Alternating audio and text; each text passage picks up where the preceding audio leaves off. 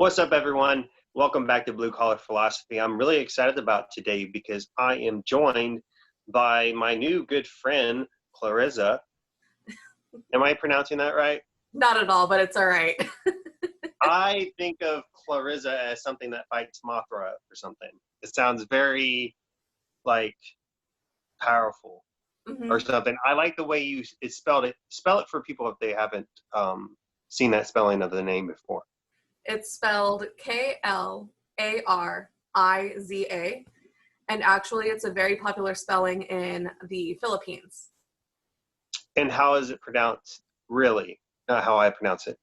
It's pronounced Clarissa, but I'm sure that there are many pronunciations of the name.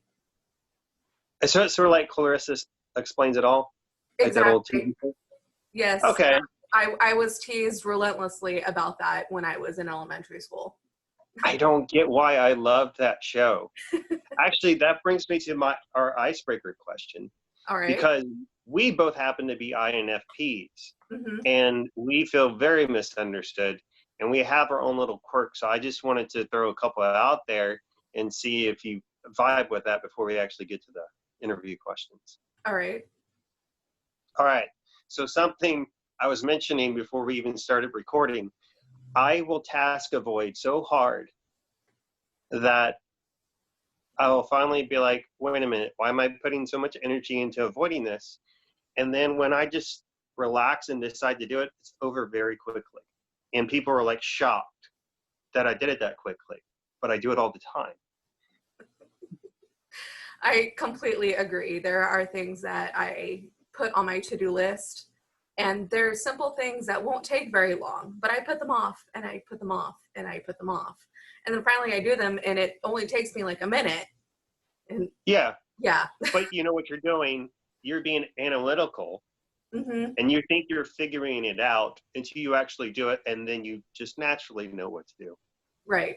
Right. And if you would have just listened to people and relaxed, then you could have done it. Okay. Yeah. This is another trait that's very similar. So I remember back in the day when the internet was the first thing, my friend, he was trying to show me how to copy and paste websites, but I was insistent to write the entire address down on like a piece of paper, a pencil. I didn't trust the copy and paste. See, I'm the opposite. I actually will take the easier route. No. I'm the copy and paster. I will eventually take the easier route. I have to think about it first, but in the meantime, I'm still doing the same thing. You will be so frustrated, and all of a sudden I'll go, and I'll change, and people are like, are you kidding me? But I was thinking about it the whole time. Right. Yeah. That was it. Yeah. So I get that. Maybe here's another trifecta. Okay, so INFPs, we can easily charm people, but we have a hard time making friends. Correct. I would say that's accurate. Yes.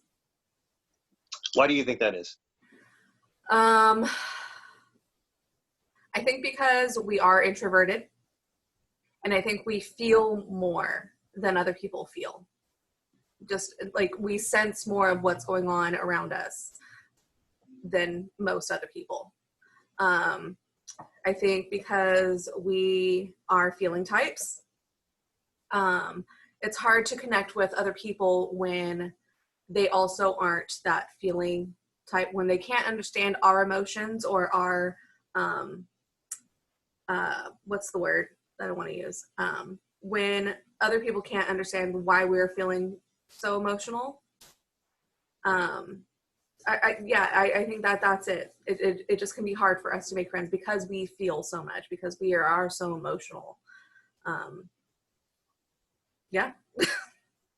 Yeah, I find that in social gatherings, I do great. But I have a hard time to follow through. I don't know why, but I think it'll change. Because I think when you relax, I mean, here's another weird thing that you might not be familiar with, but maybe you haven't been married that long. Okay. About 6 months. Okay, so I was telling my friend that, I'm single. And I told her, I said, I'm using dating apps as a stress relief to see all the people that I don't have to talk to. No, I will swipe, swipe, swipe, and it's like rhythmic. and and then if I do run across someone that's like, oh, that's someone I would seem interested in. And then if I happen to match, which is very rare, then I'm like, I gotta talk to them now. Oh my gosh. Like, and I want to know everything. It's such a monumental task. Then I'm like, oh, no wonder we're nostalgic. mm-hmm. You know, it wants to like tell someone your whole life story again. Because I will eventually. No, I totally get that. A couple years before I met my husband Zach, I was using dating apps, and the same thing. It's like, okay, someone engages with you, and it's like, oh no, like what do I do? I want to tell you my whole life story right now. Oh no, no, no. Well, I think I had that problem in the past, but the way I've approached it now is, I'm very relaxed. So Mm-hmm. sometimes I'll randomly attract someone and they'll be gone as soon as I attracted them. I'll match with them and they send me a message and I respond back, and there's just totally relaxed and normal and being myself, and it repels. Mm-hmm. Mm-hmm. I'm not sure why, but I'm not taking like offense to it. Like, just because I'm around people all the time that are energy vibes, and like there's not conflict, and I can know what to do. I can see if they need something, and if I want to do it, I'll do it. Mm-hmm. So, but anyway, maybe those were the most serious icebreaker questions ever. Seriously. So let's get into the interview. All right, let's go. All right. So you're very passionate about ministry. Yes. So let me just read this verbatim so we just keep it clean because you have prepared. All right. So ministry is a common word, but perhaps not fully understood. What would be the definition to you, and what are its distinctive traits? I would say, by very definition, ministry is the spiritual work or service of a Christian or any Christian groups. So, for example, evangelism, going out and actually preaching the gospel, but also any work in or anything that includes prayer, serving others, hospitality, things like that. I'm drawn to the verse out of Matthew 28, 19, I think it's 19 and 20. Therefore, go and make disciples of all nations, or of all people, baptizing them in the name of the Father and of the Son and the Holy Spirit, and teaching them to obey everything that I have commanded of you. And surely I am with you always to the very end of the age. So this is something that Jesus commanded us to do. And that's simply just going out and telling other people about him. And so that's what ministry is to me. It's simply just taking what I know of Jesus and telling it to other people. And there's also kind of like, I didn't really expect the topic to kind of go this way, but just talking about the personality type before, I think I kind of get what the interview's about. It's about both. Ministry is something naturally our personality types do, Mm-hmm. but it's not something regularly recognized. Mm-hmm. And that's where the frustration is, because your joy, what you like to do, is not always recognized the way you'd like. Mm-hmm. Mm-hmm. So it causes some kind of internal conflict for you. Right. But I think we still do the work because we know that we're not doing it for the recognition. We're doing it to further the kingdom of Jesus Christ. Right. But it's still, you have to recognize those like feelings and acknowledge them. Mm-hmm. And some people can take it as you're a fool or something like that. But I think our personal personality type in particular is challenged by, very much challenged by the words you shared. Mm-hmm. Like, you can't just say things to us, because we'll take it to heart in like the whole real sense. Gosh, I studied the topic of hell for 5 years, like as an adult, just to clear my questions about the character of God. I had to find out for myself, because I loved him and I knew he loved me, but I had to figure that out, or I thought I did. So, well, the next question: how were you introduced into the world of ministry, and tell us how you became a passion of yours? Okay, so this is a story or an answer in multiple parts. So as a teenager, I went with my best friend to her youth group and was introduced to Jesus there. And I saw the passion of the pastor, the youth pastor there, who is still in my life today. Like, it kind of came full circle, and I'll get to that. So after she graduated, so she was a year older than me, so she graduated before me. And after she graduated, it was kind of like not the same in that youth group. And so I felt kind of just like that wasn't the place that I belonged. So I took a step away and I walked away from Jesus for several years. So then back in 2015, the same friend kept inviting me to a Bible study. And I kept saying no, no, no. And then I finally went to Bible study, and I saw just the compassion that the leader of the Bible study had for Jesus, and that she had for like all of us. And from there, I went to going to service. I gave my life to Jesus. And then I just saw so many people, so many members of this congregation who were so passionate about what they did, whether it was greeting people and giving them the sermon notes, or setting out the cookies, or being with the children's ministry. And it just kind of just stuck with me, like just seeing how much these people did, and they aren't getting paid for it. It's just something that they did out of the love and the joy in their heart. And so I joined my church's young adult ministry. And from there, I became a leader because I saw the joy and the passion in the leaders in that group. And from there, it just grew. And so now I've worked with the young adult ministry,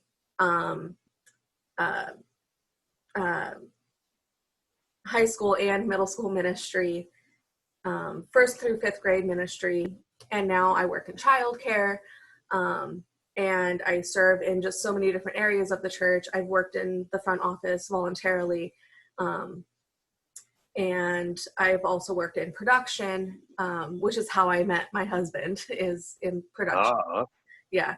But it is all because of the joy and the love that I saw through people that were already serving. So that's how it all came to be. Well, and I hear you talk. So when you say you met Jesus, right? Mm-hmm. I know what you mean, but correct me if I'm wrong, but when I say I see Jesus, I see something as it could be. I see it, like not its full actualization, but I see it. Mm-hmm. There's some kind of like higher ideal that's manifesting in front of me. Mm-hmm. And it's completely different from my everyday life. Wait a minute, these people come and do all this stuff for free? Why? Mm-hmm. It's like, these people are making me food when I'm in the hospital and they come and visit me. Like, and that's how it should be. It's totally like blows your mind when you actually see it. But that's what people who, I don't want to be harsh, because we all have our bias and prejudices and different things, even now. But someone who really loves Jesus, when they say they see Jesus, they're the part of them that's the idealist is captivated by the vision of it. Mm-hmm. And some people think that you're kind of being foolish because, I don't know, maybe you go to a church where the preaching isn't so great, or maybe the guy's not a good speaker, but maybe he's a great speaker, but the doctrine isn't great. There's a whole bunch of different things that you can pick at. And I did that for years. Mm-hmm. And it's not even that churches are what I would like them to be. They're not. But that's my family. Right. So I'm going to say it. That's why I don't mean to be harsh, because I understand this like anybody when people say, well, you don't have to go to church to be a Christian. Right. And that's true, and it's not true. The church is just a building. It's just a building, but yeah, the but when church people, is just the people. but some people, they don't actually replicate that in their own lives either. Mm-hmm. So they're just kind of like withdrawn or guarded in general. So it's just not a matter of like mistrust. They're just guarded, period. Mm-hmm. So that's something I had to get over. And I haven't gone back to church yet. I got to figure out what that looks like. But I feel like I made a lot of ground, but I don't feel church friendly at the moment. Mm-hmm. And I understand that. Yeah, probably not working in church or being in any type of like leadership, because while I think everybody should come, period, like if you're going to take a leadership position, you just commit to try to embody what the position calls to. And it has nothing to do with you. It's just the position. Right. Yeah. And sometimes we don't know why the position has the roles it does, but if you follow them, they seem to work. So like, what are you going to quibble about? Mm-hmm. And I think a lot of it is actually symbolic. So we can kind of look like commands in the Bible, and they'll seem patriarchal. Mm-hmm. And that's one way to look at it. That's the negative manifestation of it. But I think the pure manifestation of it is divine feminine love, those attributes, and the divine masculine love. Like they're not separate. They're like one whole thing. And to even understand God, we have to understand both. And that's what's so aggravating about the current world, because it's so polarized over anything. Mm-hmm. You can literally say, I don't think we should break puppies' necks. And someone would figure out a way to say, well, actually, yeah. And you know it. Mm-hmm. And the only reason they're doing it is because they feel this impulse to do it, because their mind wants to, because that's what it's used to. Mm-hmm. It's like, what are you doing? It's crazy. That's how people form opinions. No, man, opinions are forming you. Carl Jung was right. He actually said, people don't have thoughts, thoughts have people. Right. Which is true. It's true and not true. It can be true. It often is. It doesn't have to be. Mm-hmm. Mm-hmm. So. Yeah. I feel very blessed because when I became a Christian again in my adult life, I felt very blessed because I didn't have to like church hop and find like the right place. The church that I go to, they very much value all people. And the mission statement, actually I get it confused if it's mission or vision, but it's meeting people where they are and loving them to where Christ wants them to be. So it's like, we don't have to be perfect people when we go to Jesus, we just go. And it's a very accepting and loving community. And I've made some really strong bonds, some great connections, some strong friendships out of this community.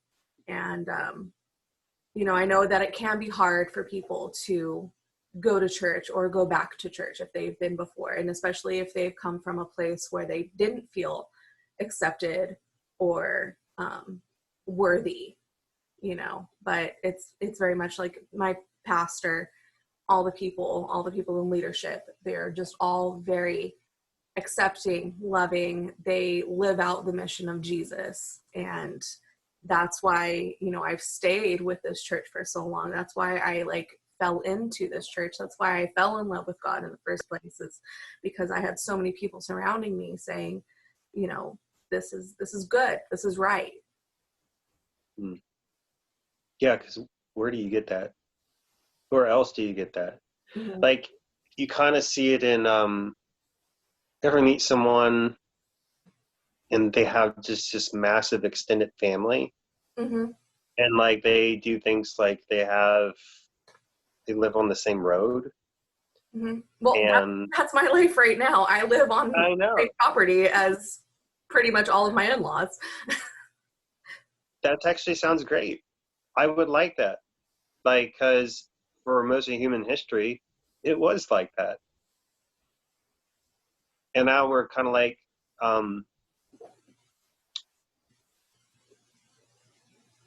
I think in a sense, we have an unhealthy opinion of what an individual is. Mm-hmm. Mm-hmm. Mm-hmm. Individual is your soul, not your ego. Right. So you need to let your soul craft your ego. Because you ever thought of this? Jesus actually said, "Be holy as I am holy." Mm-hmm. And it seems like it's contradictory because, well, Jesus, I'm going to sin. You say that in your mind. It's not what he's talking about. It means be whole as I am whole. Mm-hmm. And the reason you're whole is because your consciousness is not an amalgamation of things. It doesn't do anything. It just is. It's whole. Mm-hmm. You are whole. He's saying be whole as I am whole, because the Father is the one gifting it. Mm-hmm. And you never have to ask for it. Not 1 second. You never had to ask for it.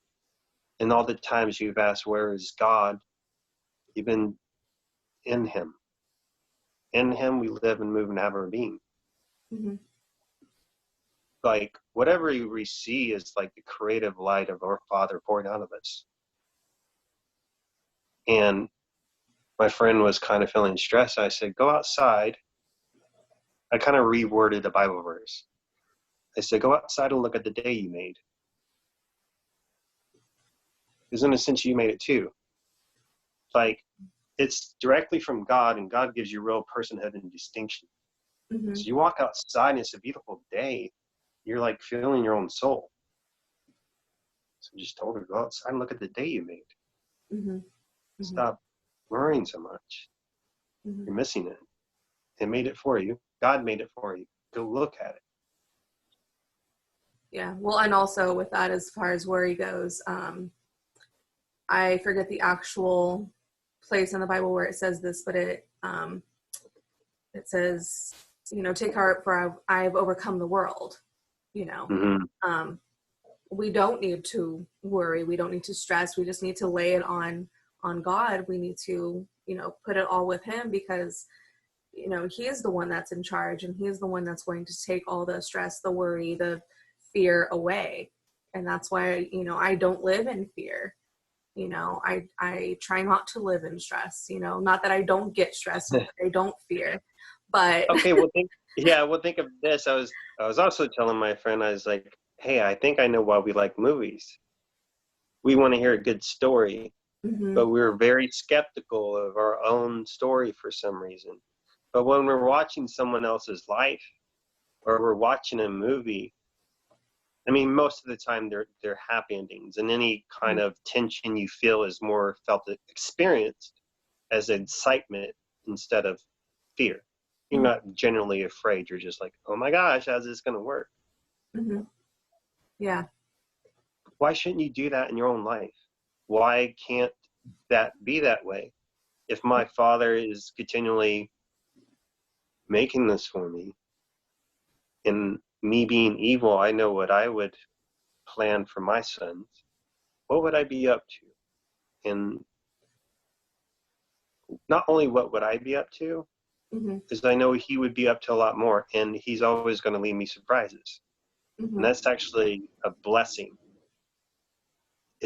Surprises shouldn't cause anxiety.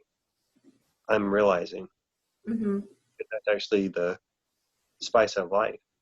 It's a mercy that he leaves you in the dark, so to speak. Yeah.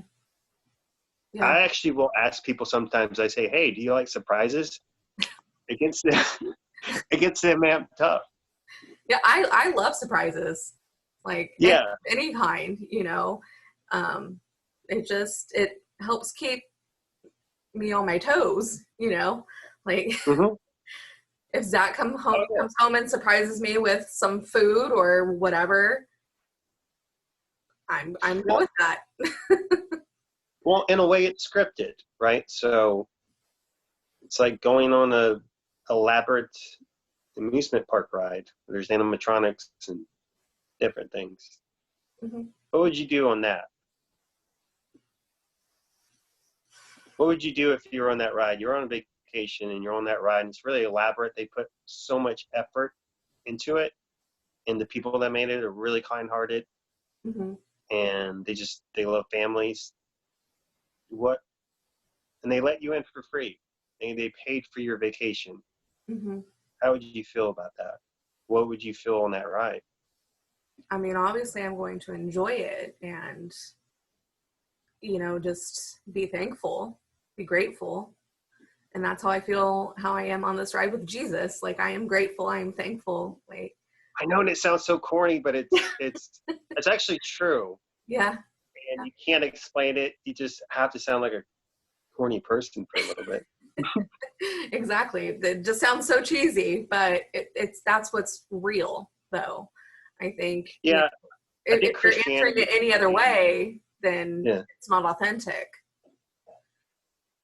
I think Christianity just really, it put terminology to like the spiritual. But I was telling Zach, it's like, I'm still Christian. I'm probably more Christian than I've ever been. But at the same time, I'm actually somehow see religion as less important, but also more important.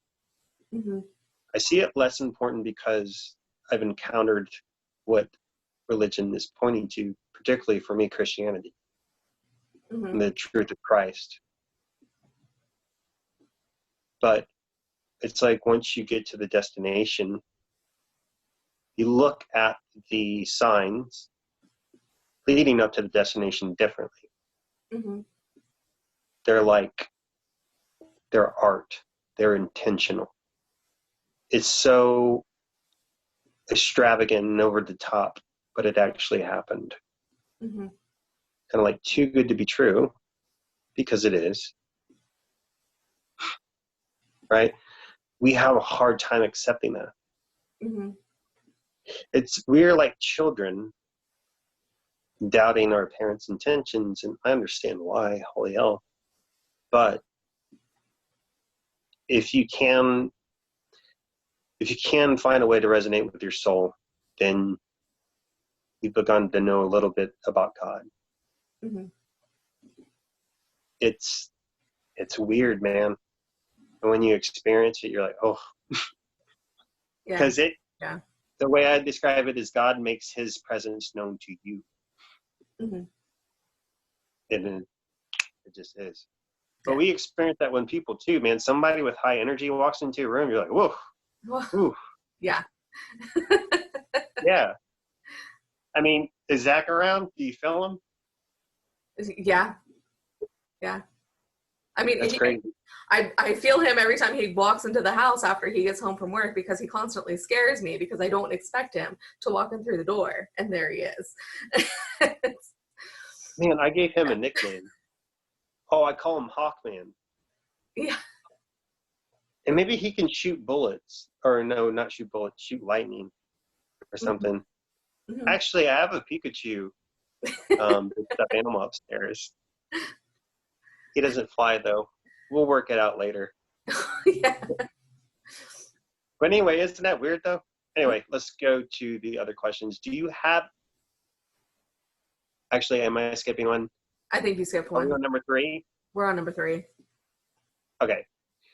So how does ministry currently look in your life? So, because of COVID-19, it looks a little bit different than it normally does. So prior to the pandemic, what it looked like was going to where students are and hanging out with them and inviting them to come to our gatherings. So I actually have 2 different separate places where I do ministry. So one is through my church and the other is through an organization called Young Life.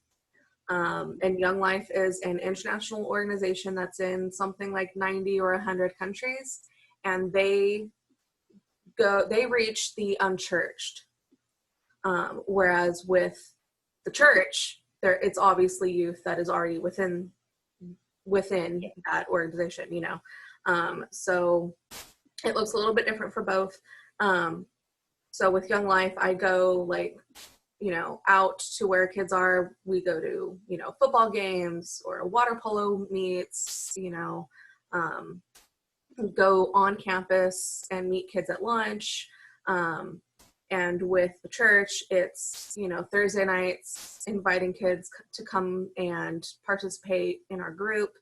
And both organizations sort of run similarly. There's, time to hang out.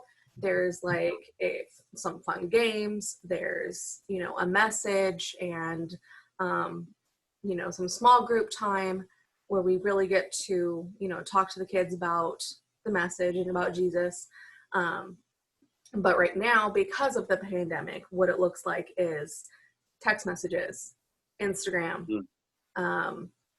Zoom meetings, Facebook, So, hell. So it just looks different. And, Yeah. I'll be grateful for when we can finally get back to being, face to face. Oh yeah. But yeah, it's going to, I think it's going to be different after the pandemic is over. And I think we're just really going to have to, as leaders, get out there and just be inviting the students to, inviting them in.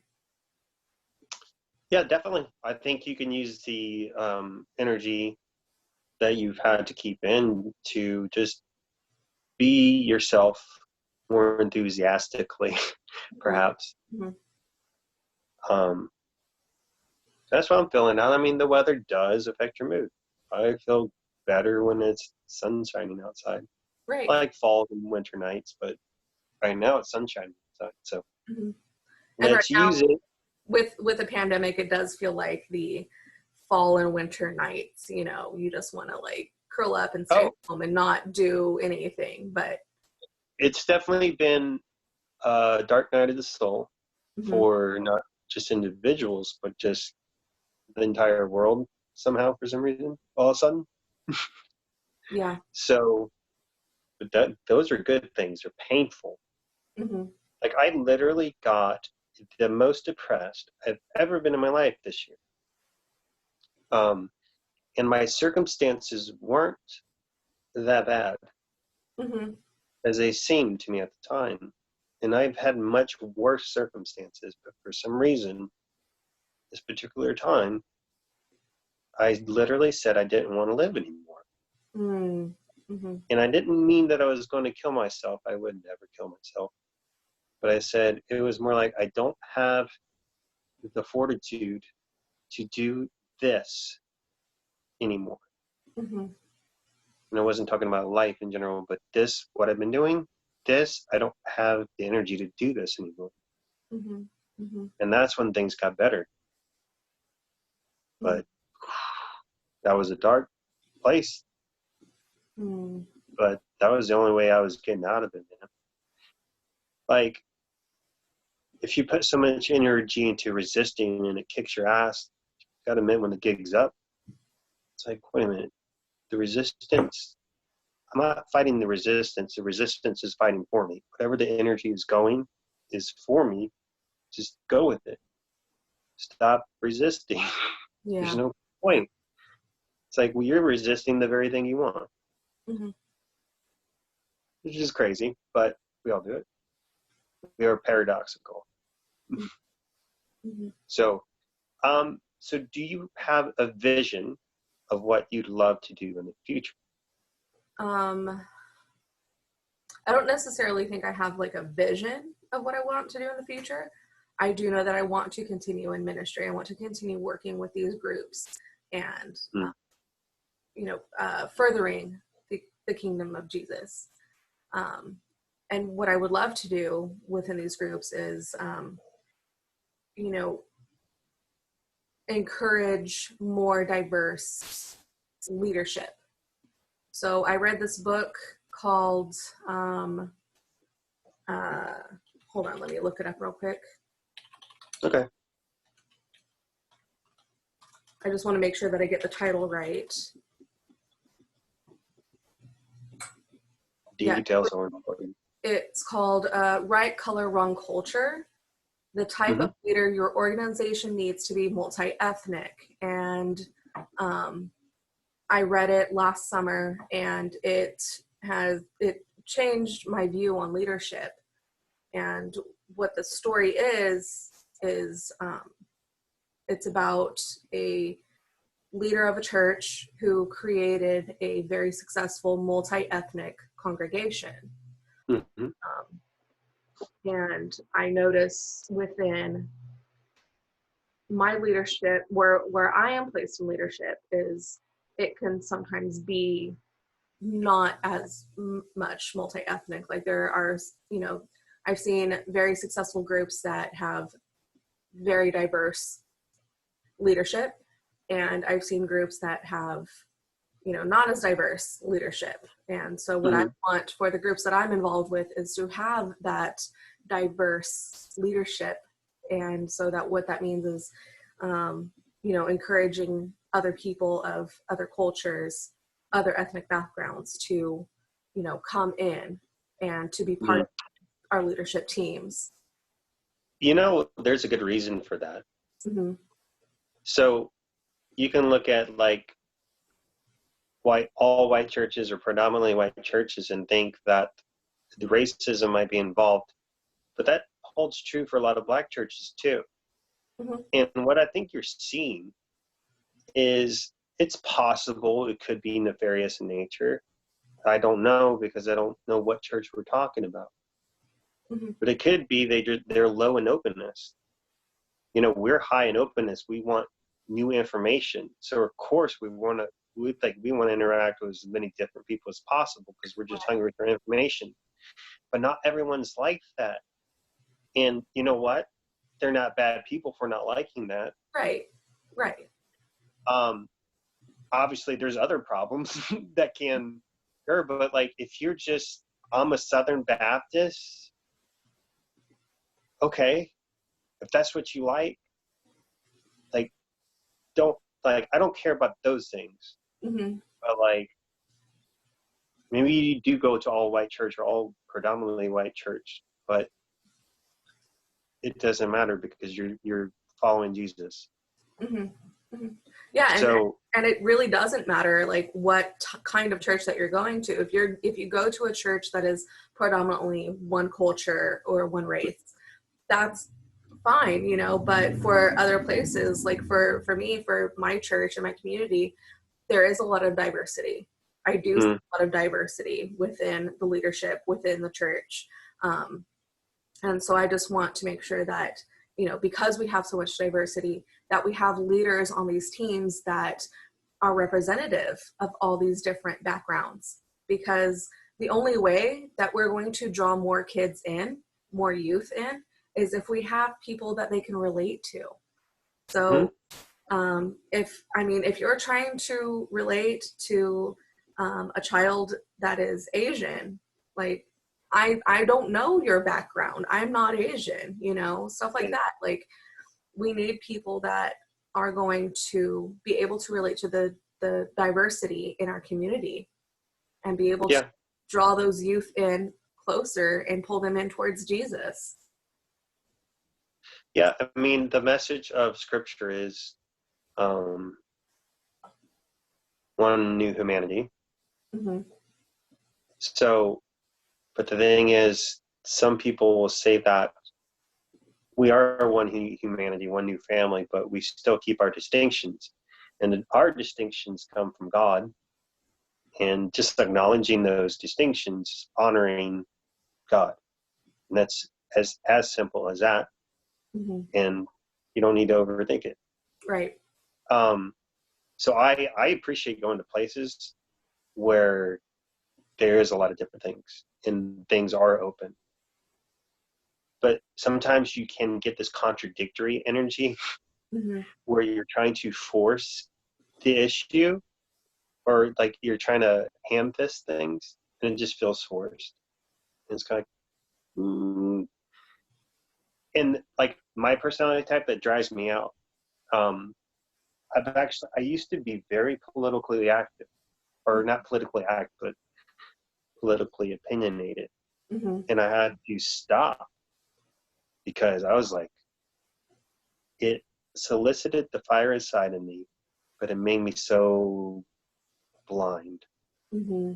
Mm-hmm. Like, I had good reason to be upset, but I was still blind. Who cared if I was right? Mm-hmm. Mm-hmm. It's weird. Yeah. So, Yeah. oh, I just got a message from your boo. Let me go back to you, because I lost the question. I did feel like I felt a warmth, and then I saw his message. I was like, "That's Hawkman. Can you do a bird sound?" He probably could. Or something. I wish I could do like the high pitched one, Yeah. like this preaching thing. All right, so last question, and we should wrap it up. What advice would you give to someone who wants to get involved in ministry but doesn't know how or where? So I would say, first and foremost, is to identify what your gifts are. Like, are you more hospitality based, or do you love kids? And if you love kids, what age level would you like to work with? Do you want to be someone who is helping give out information about things going on in the church? I mean, and also to identify where in your church are volunteers needed, you know? So maybe, you know, just checking in with your church staff and seeing, you know, where they need more hands, where they need, you know, some extra work, you know. And if you don't know where to start, that's okay. Yeah. If you want to Well, help, that's great, you know. But well, first, identify your gifts. First, oh, sorry. identify your gifts, and then go from there. And if you don't feel like you can at that moment, you know, if it feels like too much pressure, if it feels like too much time, that's okay. Like, you know, we are all called in different ways to share our gifts and our passions and all that. You know what's weird? Mm-hmm. The question I wanted to ask that I halted because I didn't want to interrupt you, you wind up answering that right after I stopped myself from talking. Mm-hmm.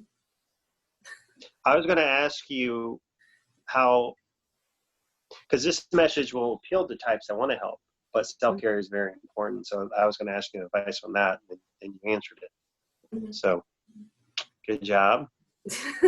And that goes, it just goes for not even just within the church, but within your community as well, is identifying where you feel passionate and finding out how you can help. You know, Yeah. It goes. And the thing is, if you take care of yourself, you can help so much more people. Mm-hmm. So yeah, we have to be spiritually mature and spiritually healthy before we can help others. There's a speaker that I follow and who I love. Her name is Megan, Megan Fate Foster. And she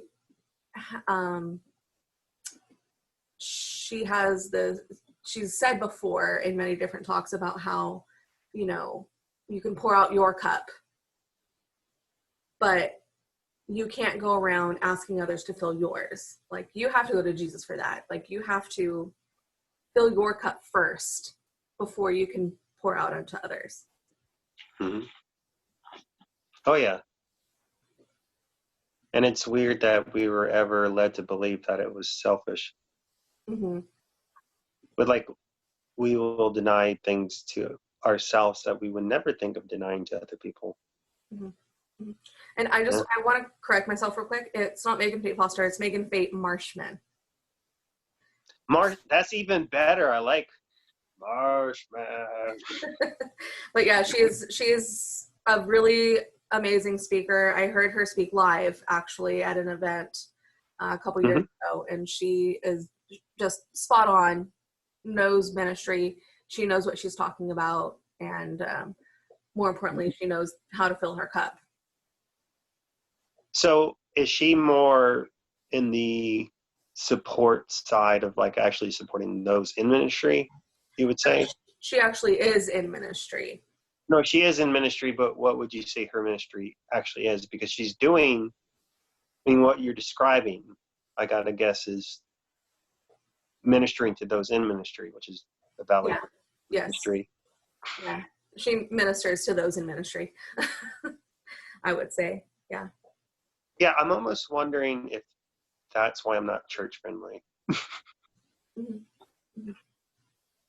Because I'm not, I don't know. I think obviously I'm part of the church, but I'm helpful, but sometimes I can be like a blunt object or explosion. So maybe not great in organizations per se, or businesses, but in the arts, this is a different thing. I can use that. Yeah. So. Well, and again, like I said earlier, like the church is not a building. Like the church is. Exactly. They're both. I mean, have you been? I visited this Greek Orthodox church. My goodness, like you feel God in that place because it's just so beautifully crafted. And I talked to the guys afterwards, and he was just a normal guy. He wasn't even part of the clergy at all. And he was just going over all the different symbols and just like, yes, this is seraphim. He explained to me what veneration was, which is when it's explained, it's like, okay, that makes sense. It's like going up to a photo of your mom and kissing it. You don't have to do it, but it's a way of expressing love. That's it. That's all they do for the saints. They're like family pictures, or they call them windows into heaven, or something like that. I don't know. People overthink it. They think it's like magic. No, that's just an artistic expression. It's a more artistic expression of Christianity. And then, I don't know, maybe the art got too loosey and goosey, and then the Reformation comes along and it's like doctrine. But we got way too headstrong and like forgot why we were even doing it. We'll fight each other over the internet about God. And we just want to be right. And it doesn't matter that we damn well know that after we spend all that time, nothing changed. But we'll do it. What is that? It's just your ego. Right. And I do it. I get the urge, like, they're being stupid. And I know something biting to say. I'm getting better at not being such a smart ass. But I still know how to do it. And I got to be like, you know what? Would this be a good situation to be a smart ass? If it is, I will be. I don't have any problem with that. A saying I like is the occasion calls for what the occasion calls for. Right. I do what feels right, not because I think I'm the arbiter of right and wrong. It's Mhm. just what else I got to go off of, right? Mhm. Mhm. Because I, like, the spirit lives in me. That's what I'm feeling. My soul, it's gifted to me. Yeah. Like my own and his at this, they're married. That's what I'm feeling. So I have to go off that. I can get my mind involved, and my mind can be a very powerful tool for accomplishing what I know in my soul. But you got to know it in your soul first, because Mhm. if you don't, your mind's. That's what Jesus was talking about, a ship that's tossed to and fro. He Mhm. said, whatever a man thinketh, so he is. Mhm. James is talking about praying with faith. He says, if you pray without faith, you're like a man who looks in the mirror and then immediately forgets what he looks like. Right. Right. Strange. Mhm. But we do these things all the time. Mhm. So in a weird way, your actions actually display much more of what you believe rather than what you say. And Mhm. it doesn't mean that words don't matter, though they very much do, but not in the way you might think they do. Mhm. Because you put, like, we put weird preconditions on things. Like, when I make this much money and when I get in a relationship, when I am free enough to travel like I want to, when I can buy anything that I want, it doesn't matter. Their preferences. But then at the end, he said, then I'll be happy. Mhm. So you're taking something that's positive, like goals, but what you're doing is extending it out like a carrot on the end of a stick that you can never quite get to. Mhm. Why are you putting all these preconditions on yourself for being happy? Right. Because the thing is, whatever you want, those are great things. Don't forget, they would mean nothing to you if you didn't have divine love inside. Right. And even Jesus That's what, says, um, Jesus calls us to come to him even though we're not perfect. We may not be perfect. We're never going to be perfect. The only perfect person that ever lived on this planet was Jesus Christ. We're never going to be him. So right. But we just here's got the to go thing. to him and help and have him guide our lives. Right. But here's the thing. He, again, I think we're overthinking it because when we say holy, we think perfect. It's not. Holy isn't perfect. It's balanced because you're Right. whole. Yes. Okay. Yeah. Um, Yeah. the meek shall inherit the earth. The weird thing about that verse is in the language, it more means those who have short swords but keep them sheathed will inherit the earth. So you have a potential for danger because if or violence, because if the situation calls for violence, the situation calls for violence. And you're just balanced in the sense that you're not trying to force things, let things be as they are, but the right thing to do is the right thing to do. Mm-hmm. Mm-hmm. It's just sometimes we want, is this right or wrong? Well, I don't know. Sometimes there's a gray area. Yeah, sometimes killing, it's like killing is mostly wrong. However, but we don't like that. However, it's like, okay, if you're going to use your mind, I know they're paradoxical, but you have to hold two contradicting things that you know are true. And if you don't want to break your brain, just acknowledge that's how they are and don't try to figure it out because there is nothing to figure out. Your mind will never, ever, ever, ever, ever, ever, ever, ever, more than likely will never figure out a paradox. Mm-hmm. But it will know what it is. Mm-hmm. But you don't have to understand it. So in that sense, I think like the debate between science and religion is the dumbest thing ever. They're it's two groups talking about the same thing. Yeah, they're not mutually exclusive. They're not mutually well. The way I describe religion is like, um, it's like the artful expression of God, Mm-hmm. and like science is more like the bricks and mortar. Mhm. You know, you need both. Who wants to live in a world without art, dummies? Right. I hear you. Right? When not listen to music, you idiots. Anyway, hey, Clarissa, I think that about explains it all. Yeah. So, Yes. you like that? I just remembered to do that. Nice. It's awesome. Nice. That was, Yeah, I'm feeling that was good on today. point. Yeah, I'm about to go out. It's really sun shining outside. But anyway, on the low key, send the file to me. For sure. I have technical difficulties. Anyway, thank you for coming on. Thank you for having me. And later.